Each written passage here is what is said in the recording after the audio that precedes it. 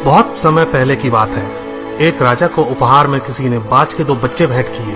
वे बड़ी ही अच्छी नस्ल के थे और राजा ने कभी इससे पहले इतने शानदार बाज नहीं देखे थे। राजा ने उनकी देखभाल के लिए एक अनुभवी आदमी को नियुक्त कर दिया। जब कुछ महीने बीत गए तो राजा ने बाजों को देखने का मन बनाया और उस जगह पहुंच गए जहां उन्हें पाला जा रहा था। राजा ने देखा कि दोनों बाज काफी बड़े हो चुके थे और अब पहले से भी शानदार लग रहे थे। राजा ने बाजों की देखभाल कर रहे आदमी से कहा, मैं इनकी उड़ान देखना चाहता हूँ, तुम इन्हें उड़ने का इशारा करो। आदमी ने ऐसा ही किया। इशारा मिलते ही दोनों बाज उड़ान भरने लगे, पर जहाँ एक बाज आसमान की ऊंचाइयों को छू रहा था, वहीं दूसरा कुछ ऊपर जाकर उसी डाल पर आकर बैठ गया जिससे वो उड़ा था। ये देख राजा को कुछ अजीब लगा। क्या बात है, जहाँ एक बाज इतनी अच्छी उड़ान भर रहा है, वहीं ये दूसरा बाज उड़ना ही नहीं चाह रहा। राजा ने सवाल किया, जी हुजूर, इस बाज के साथ शुरू से यही समस्या है, वो इस डाल को छोड़ता ही नहीं।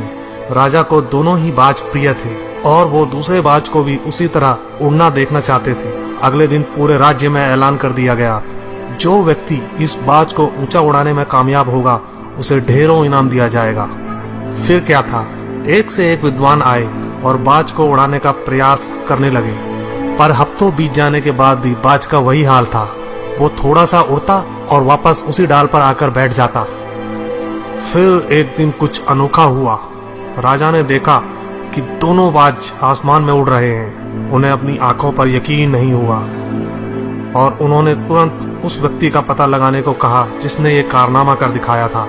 वह व्यक्ति एक किसान था। अगले दिन वह दरबार में हाजिर हुआ। उसे इनाम में स्वर्ण मुद्राएं भेंट करने के बाद राजा ने कहा, मैं तुमसे प्रसन्न हूँ, बस तुम इतना बताओ कि जो काम बड़े बड़े विद्वान नहीं कर पाए वो तुमने कैसे कर दिखाया। मालिक, मैं तो एक साधारण सा किसान हूँ, मैं ज्ञान की ज्यादा बातें नहीं जानता। मैंने तो बस वो डाल काट दी जिस पर बैठने का बाज आदी हो चुका था, और जब वो डाल ही नहीं रही तो वो भी अपने साथी के साथ ऊपर उड़ने लगा। दोस्तों, हम सभी ऊंचा उड़ने के लिए ही बने हैं, लेकिन कई बार हम जो कर रहे होते हैं उसके इतने आदी हो जाते हैं कि अपनी उड़ान भरने की, कुछ बड़ा करने की काबिलियत को भूल जाते हैं। यदि आप भी सालों से किसी ऐसे काम में लगे हैं जो आपके सही पोटेंशियल के मुताबिक नहीं है, तो एक बार जरूर सोचिए कि कहीं आपको भी उस डाल को काटने की जरूरत तो नहीं जिस पर आप बैठे हैं। धन्यवाद दोस्तों। अगर यह कहानी पसंद आई तो प्लीज सब्सक्राइब करें, लाइक करें, शेयर करें और कमेंट करें। Thank you once again.